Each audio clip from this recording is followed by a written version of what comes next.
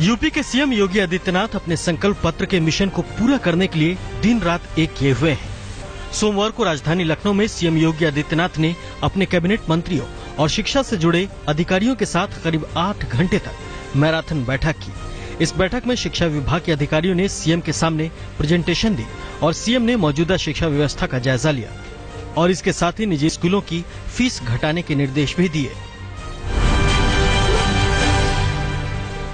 CM योगी के साथ शिक्षा अधिकारियों की बैठक में उच्च, माध्यमिक और प्राविधिक शिक्षा को लेकर चर्चा की गई।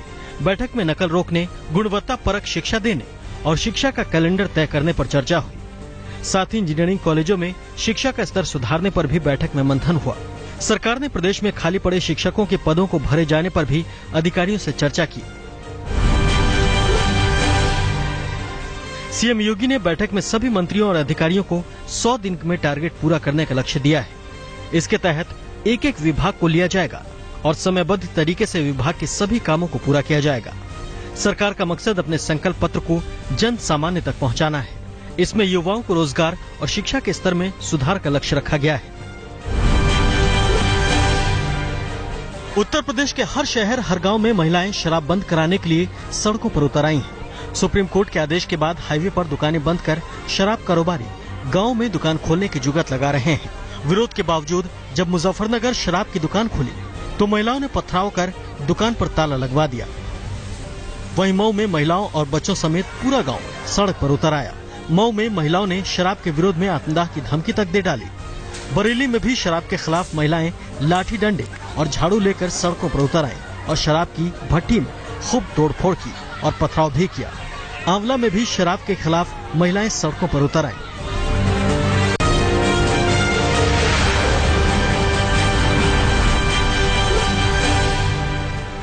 जेटली मानहानि केस में सरकारी खर्चे से मुकदमा लड़ने की प्लानिंग में दिल्ली के सीएम अरविंद केजरीवाल घिर गए। अरविंद केजरीवाल वित्त मंत्री अरुण जेटली की तरफ से दर्ज कराए गए आपराधिक मानहानि केस का कानूनी खर्चा सरकारी खजाने से चुकाना चाहते हैं। दिल्ली सरकार ने उपराज्यपाल अनिल बैजल को खत लिखकर 3 करोड़ 86 लाख रुपए का कानूनी खर्चे का भुगतान करने को कहा है। बीजेपी ने इसको लेकर कुछ दस्तावेज भी जारी किए हैं। फिलहाल एलजी ने केंद्र को फाइल भेज दी है।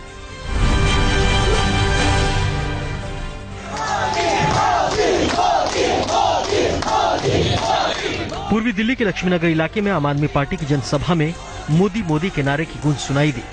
आपकी जनसभा में भारतीय जनता युवा मोर्चा के कार्यकर्ताओं ने मोदी मोदी के नारे लगाए। इस सभा में दिल्ली के डिप्टी सीएम मनीष सिसोदिया, स्थानीय विधायक नितिन त्यागी और निगम के प्रत्याशी रविंद्र कोचर मौजूद थे। बाद में पुलिस ने मौके पर पहुंचकर बीजेपी युवा मोर्चा के कार्यकर्ताओं को वहां से भगाया। एमसीडी चुनाव में टिकट बंटवारे को लेकर दिल्ली के सांसदों ने अध्यक्ष मनोज तिवारी के खिलाफ बागी तेवर अपना लिए हैं। सांसदों ने मनोज तिवारी पर बंटवारे में मनमानी करने का आरोप लगाया है। टिकट बंटवारे को लेकर एक सांसद ने मनोज तिवारी को यहां तक कह दिया कि मेरी पसंद के उम्मीदवार को टिकट दो, अगर वो नहीं जीते तो मैं इस्तीफा दे दूंगा। ये बहस मनोज तिवारी, रमेश विधोड़ी, प्रवेश वर्मा और महेश गिरी के बीच हुई। बिहार के बेगूसराय में प्रदेश बीजेपी की तरफ से पंडित दीनदयाल उपाध्याय के जन्म शताब्दी वर्ष के मौके पर कार्यक्रम का आयोजन किया गया। इस कार्यक्रम में 120 दिव्यांगों को ट्राई साइकिल बांटी गई। इस कार्यक्रम में पूर्व उप मुख्यमंत्री और बीजेपी नेता सुशील कुमार मोदी, विधान पार्षद रजनीश कुमार मौजूद थे। इस समारोह में स्थानीय सांसद भोला सिंह को नहीं बुलाया गया था, जिससे वो नाराज हो गए और उन्होंने इसकी शिकायत पीएम मोदी, राष्ट्रीय अध्यक्ष और विभागीय मंत्री से की है। बिहार के वन एवं पर्यावरण मंत्री और आरजेडी सुप्रीमो लालू प्रसाद यादव के बेटे तेज प्रताप एक नए विवाद में घिर गए हैं। बीजेपी ने तेज प्रताप पर अपनी ही जमीन की मिट्टी 80 लाख रुपए में चिड़ियाघर को बेचने का आरोप लगाया है। दरअसल चिड़ियाघर में वॉकिंग ट्रैक बनाने के लिए लगातार मिट्टी लाई जा रही है। बीजेपी का आरोप है कि इस मिट्टी का संबंध तेज प्रताप से है। वहीं तेज प्रताप ने इन आरोपों को खारिज किया है।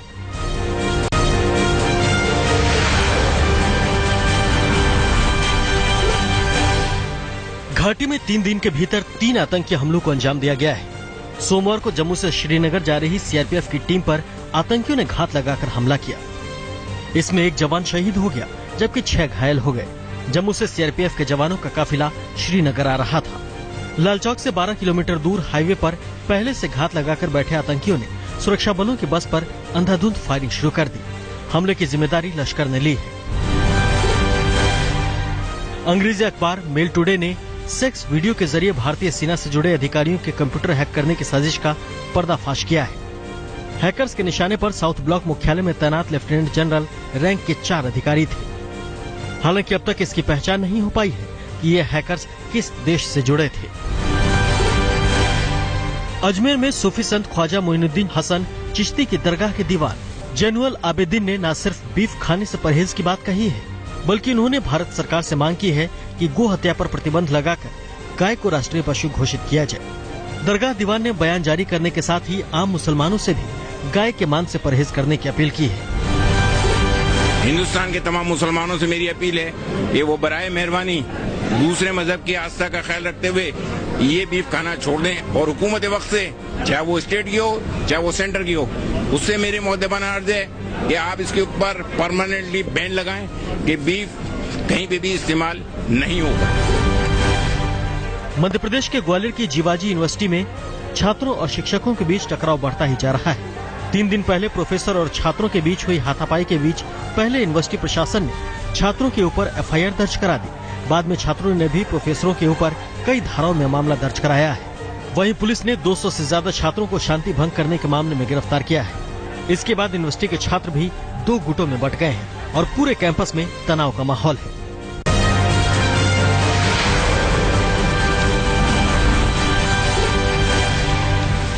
दिल्ली के नजफगढ़ इलाके में 48 साल की महिला की गोली मारकर हत्या कर दी गई। मंजू को सोमवार की शाम अज्ञात बदमाशों ने गोली मार दी। मृतक महिला के परिवार का आरोप है कि हत्या करवाने वाला कोई और नहीं बल्कि उनका दामाद प्रदीप सोलंकी है, जो मई 2016 से तिहाड़ जेल में बंद है। बताया जाता है कि उसका अपनी पत्नी से विवाद चल रहा है, जिसके चक्कर में वो पत्नी पर भी साल 2016 में हमला करा चुका है, लेकिन इस हमले में पत्नी की जान बच गई थी। पुणे में बीजेपी विधायक की बेटी पर जानलेवा हमला किया गया है। वनी विधानसभा क्षेत्र के विधायक संजय बोधकुलवार की बेटी अश्विनी पर हमला किया गया। दरअसल इंजीनियरिंग की पढ़ाई कर रही अश्विनी की उसी की क्लास में पढ़ने वाले छात्र राजेश बख्शी के साथ कहासुनी हो गई। इसके बाद राजेश ने धारदार हथियार से अश्विनी पर हमला कर दिया, जिसमें वो गंभीर रूप से घायल हो गई। पुलिस ने आरोपी को गिरफ्तार कर लिया है। पुलिस के मुताबिक आरोपी अश्विनी से एक तरफा रिश्ता बनाना चाहता था। दिल्ली के रोहिणी इलाके में कुछ बदमाशों ने एक युवक पर जानलेवा हमला किया। बदमाशों ने बेसबॉल बैट और चाकुओं से 19 साल के धीरज पर जमकर वार किए। इस हमले में धीरज गंभीर रूप से घायल हो गया और उसे अस्पताल में भर्ती कराया गया है। परिवार के मुताबिक कुछ दिन पहले धीरज का एक लड़के से झगड़ा हुआ था। इसे लेकर कुछ लड़कों ने उसकी पिटाई की, लेकिन बात यहीं खत्म नहीं हुई। उन लड़कों ने एक बार फिर धीरज पर हमला किया। हमले के बाद उन्होंने फेसबुक पर पोस्ट भी डाला कि अब बदला पूरा हुआ। फिलहाल पुलिस ने मामला दर्ज कर हमलावरों की तलाश शुरू कर दी है। उत्तर प्रदेश सरकार के राज्य मंत्री और गाजियाबाद से विधायक अतुल गर्ग के प्रतिनिधि के भतीजे पर शोरूम मालिक को धमकी देने का मामला सामने आया है। स्थानीय विधायक के प्रतिनिधि के भतीजे मनीष मित्तल पर यह आरोप लगा है। इस संबंध में पुलिस को तहरीर दी गई है। बताया जाता है कि कारोबारी से 60 लाख रुपए की मांग की गई है। बिहार में शराबबंदी के बावजूद हर दिन शराब पकड़ी जा रही है। पटना पुलिस ने शराब तस्करी के एक ऐसे गिरोह के 6 सदस्यों को गिरफ्तार किया है, जिसमें सभी 11वीं और 12वीं क्लास के छात्र हैं। इनके पास से 164 बोतल विदेशी शराब जब्त की गई है।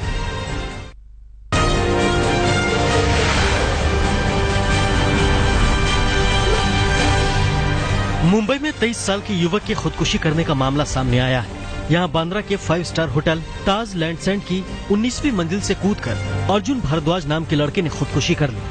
सुसाइड से पहले इसने वीडियो भी बनाया और उसे फेसबुक पर अपलोड भी किया। इस वीडियो का टाइटल उसने दिया कि सुसाइड कैसे की जाए। पुलिस के मुताबिक अर्जुन भारद्वाज डिप्रेशन का शिकार था। अर्जुन ने अपने करीबियों के लिए कुछ नोट्स भी लिखकर छोड़े हैं। फिलहाल पुलिस खुदकुशी की वजह जानने में जुटी है। गुजरात के गांधीनगर में ससुराल वालों ने दहेज की मांग कर रहे अपने दामाद की जमकर पिटाई कर दी। दरअसल गांधीनगर में रहने वाली एक लड़की की शादी अहमदाबाद में हुई थी। शादी के बाद उसके पति ने दहेज की मांग करते हुए उसके साथ हाथापाई की, जिसके बाद लड़की अपने मायके में आ गई। घटना के दिन युवक अपनी पत्नी से मिलने ससुराल आया और यहाँ भी उसके साथ हाथापाई करने लगा, जिसके बाद लड़की के परिवार वालों ने उसकी जमकर पिटाई कर दी। यूपी के मेरठ में 13 अवैध एम्बुलेंस को जब्त किया गया है। एसएसपी के निर्देश पर मेडिकल थाना पुलिस ने 13 एम्बुलेंस पर कार्रवाई करते हुए मोटर वाहन एक्ट के तहत चालान कर दिया। इन एम्बुलेंस में मेडिकल के मरीजों को आसपास के नर्सिंग होम में शिफ्ट किया जाता था। इसमें तमाम सीनियर डॉक्टरों की भी मिली भगत होती थी। नर्सिंग होम में भर्ती कराकर ये मरीजों से मनमानी रकम वसूलते थे। पूर्व भारतीय ऑलराउंडर रवि शास्त्री का मानना है कि चैंपियंस ट्रॉफी को खत्म कर देना चाहिए। रवि शास्त्री के मुताबिक आईसीसी कई टूर्नामेंट आयोजित कर रही है, इसलिए चैंपियंस ट्रॉफी के आयोजन की कोई जरूरत नहीं है। शास्त्री ने यह भी कहा है कि 5 साल बाद 50 ओवरों की बहुत कम क्रिकेट होगी। शास्त्री सोमवार को मुंबई में प्रेस कॉन्फ्रेंस को संबोधित कर रहे थे।